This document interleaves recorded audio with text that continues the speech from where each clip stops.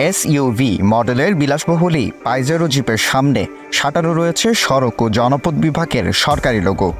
সামনের নাম্বার প্লেটে ছিল গণপূর্ত অধিদপ্তরের লোগো।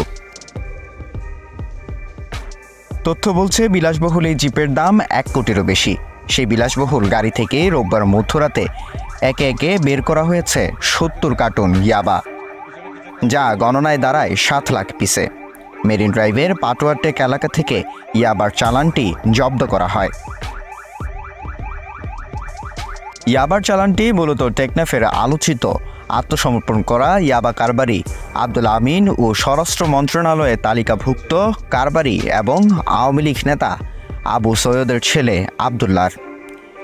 এ সময় তাদের 2 সহযোগী সিরাজ ও জাফরকেও আটক করা হয়।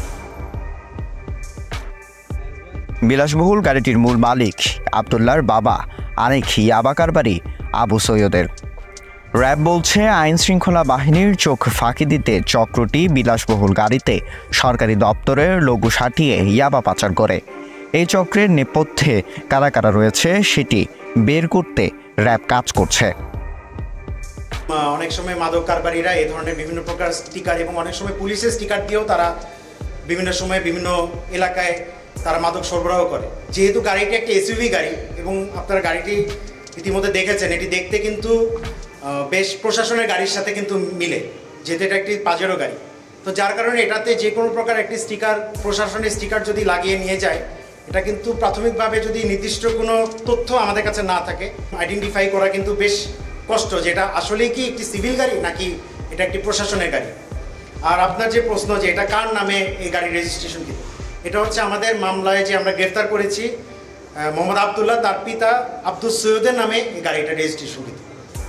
র্যাব বলছে সিরাজ নামে এক শীর্ষ মাদক কারবারি মিয়ানমারে অবস্থান করে বাংলাদেশে আবদুল্লাহ সিন্ডিকেটের কাছে ইয়াবা চালান পাঠায়। সীমান্ত উত্তেজনা শুরুর পর এটাই এই সিন্ডিকেটের সবচেয়ে বড় চালান বলে দাবি র্যাবের। র্যাব বলছে আব্দুল আমিনের বিরুদ্ধে দেশের বিভিন্ন থানায় অন্তত 12টি মাদক আইনে মামলা রয়েছে। আবদুল্লাহর বিরুদ্ধে মাদক মামলার সংখ্যা কম হলেও টেকনাফে ইয়াবার যে কয়জন সবচেয়ে বড় গডফাদার রয়েছে আবদুল্লাহ তাদের একজন। মূলত গরু আমদানির আড়ালে ইয়াবা পাচার আর হুন্ডি লেনদেন নিয়ন্ত্রণ করেন তিনি। প্রাথমিক জিজ্ঞাসাবাদে গ্রেপ্তারকৃত আব্দুল আমিন কুখ্যাত মাদক ব্যবসায়ী ও ইয়াবা সম্রাট হিসেবে সে পরিচিত, যে ইয়াবার একটি বড় সিন্ডিকেটকে নেতৃত্ব দেয়। সে তার প্রাথমিক জীবনে একজন মুদি ব্যবসায়ী ছিল এবং গরুর হাটে ইজারাদার হিসেবে সে তার ব্যবসায়িক জীবন শুরু করে। পরবর্তীতে সে ধীরে ধীরে পলিথিন এবং কার্পেট ব্যবসার সাথে নিজেকে সম্পৃক্ত করে।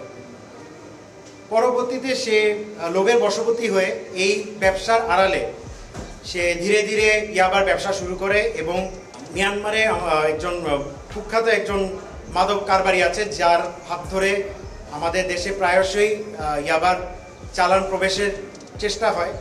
তো বারমাইয়া সিরাজ, এই বারমাইয়া সিরাজের সাথে সম্পৃক্ত হয়ে সে আমাদের দেশে ইয়াবার বড় বড় চালান অনুপ্রবেশের জন্য সর্বদাই সক্রিয় থাকে। আবদুল্লাহ দীর্ঘদিন ধরাছোঁয়ার বাহিরে থাকায় সামনে আসেনি তার নেপথ্যের গডফাদাররাও। তথ্য বলছে তার ইয়াবা কারবারের অন্যতম পার্টনার টেকনাফের কাদের। ইয়াবা কারবার করে শত শত কোটি টাকা ও অঢেল সম্পদের মালিক তারা। আবদুল্লাহ সিন্ডিকেটের নেপথ্যে গডফাদার একজন যুবলীগ নেতা। র্যাব বলছে গডফাদারদের বিষয়ে অনুসন্ধান করছে তারা। News desk, CCN.